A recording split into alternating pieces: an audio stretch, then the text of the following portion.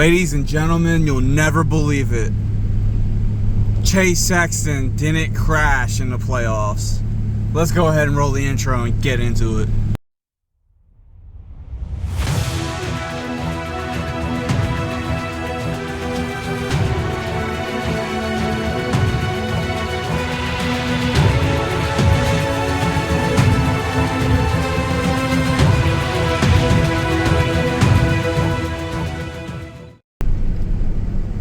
Alrighty guys, welcome back to the channel. How you doing?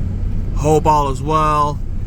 Hey yo, round one for the playoffs in the Supermotocross did not disappoint whatsoever. Great racing, great track, drama of course, and you know, mysterious building. It's coming up quick. Yo, if you go back and look at this building from my videos from like 2-3 months ago, wow. Still want to know what this damn thing is. Guys, I just can't believe it. Spoiler alert, Sexton went 1-1. I'm not even gonna lie. I am so surprised and shook that he did not crash. But we'll save that topic for later in the video. Right now, let's talk about the 250s as we come up to our second red light of the video. So I kind of called it with who I thought was going to win. But in my previous video, I didn't know the format. I didn't know it was going to be like motocross and it was just going to be 2 motos. So I said Hayden Deegan was going to win. I was partially correct because he did win. Yeah, he won the first moto, which actually first moto in the inaugural season. Congratulations to Danger Boy Deegan. And then in the second moto, Joe Shimoda fights Tom Vial and gets the second moto win, and I believe the overall. Wow, what a change of events. What is happening here? We'll let this guy go.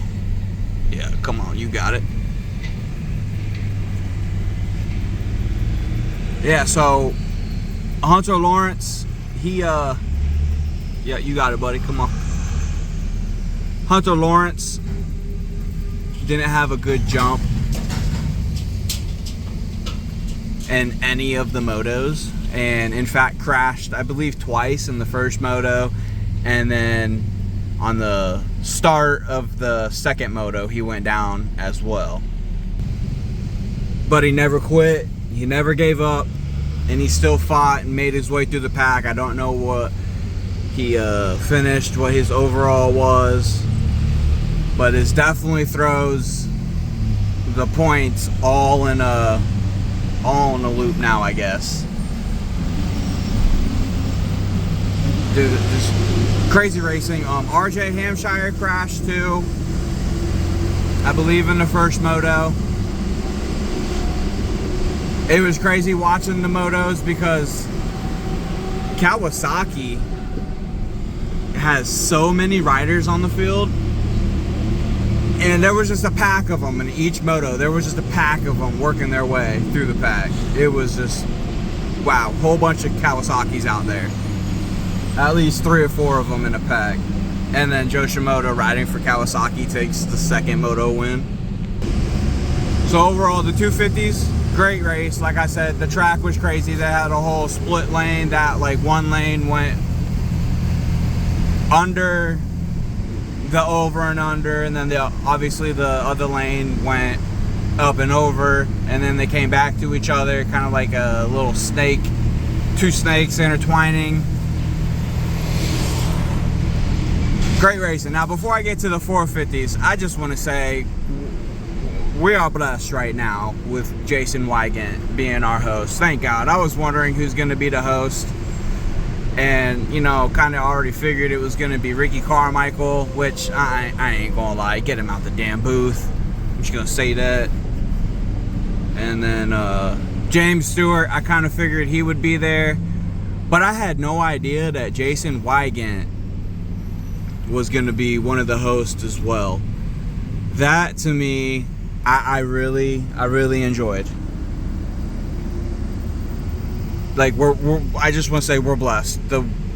His enthusiasm for the sport, his love and his passion, and his commentating is one of a kind. So shout out to Jason Wygant, and also the chemistry that he has with James Stewart and Ricky Carmichael in the booth. Just thank God that we have Jason Wygant and the Weed Show. And just, yeah, right now, I just thank you, kind sir. Thank you, James Stewart. Can't forget you, man. And Ricky Carmichael. Get the hell out the booth, man. We're tired of hearing about your stories. We've heard enough of them. Now let's see the writers that are actually writing and tell their story. You feel me? I'm sorry. Me personally, I'm tired of hearing like, oh, back in my day, blah, blah, blah. Yeah, we get it. Alright, now, to the topic at hand here. The 450 class. Great racing, yo. All of the big guys that I wanted to see out front. Plus with some non-factory riders battling up there as well. Ty Masterpool. Yo, give it up to him, especially with what he's going through. He was supposed to have surgery. He's holding it off. Wants to get paid and race these 3 playoff rounds. And then do the surgery. Dog, mad respect. Racing in pain. Now, Chase Sexton, alright, you take Moto 1. You pass Barsha for the lead. And then in the second one, bro, the way he just jumped on Ken Roxon was like, yeah, nah, you ain't going to just take off on a race like that. Great racing. Chase Sexton, I'm shook. Jason Wygant said something about watch Chase Sexton when he swaps frames back to the motocross, or back to the Supercross stuff. And he backed up his word, and he done and beat Jett Lawrence, went 1-1. But I will say, Jett Lawrence did finish second in the second moto, but Chase Sexton already had a pretty big gap. And Jett Lawrence in the first moto, yeah, he wasn't having it. He thought he had a flat tire. And then they fixed the bike. Comes back for Moto 2 and doesn't get the greatest start, but still gets second place. Yo, I promise y'all this would have been different if Tomac was riding too, though. I'm just saying. And also to Chase Sexton, I'm kind of shook that, you know, he didn't crash. Like I said earlier.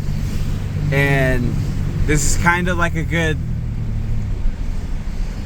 statement and a nice farewell goodbye ride to Honda, because it's going to KTM next year. So, you know, the fact that he's swapping teams, but he's still out there hustling and winning and trying his damnedest before he swaps teams is just, I give props where it's due. You feel me? And I want over. Yes, I do. Let's see, I can do it. So, Cooper Webb started the playoffs on a Yamaha. He swapped teams from KTM, and yeah, it doesn't do too hot, yo. Granted, he was fighting Jett Lawrence, and they had a good little battle going on, but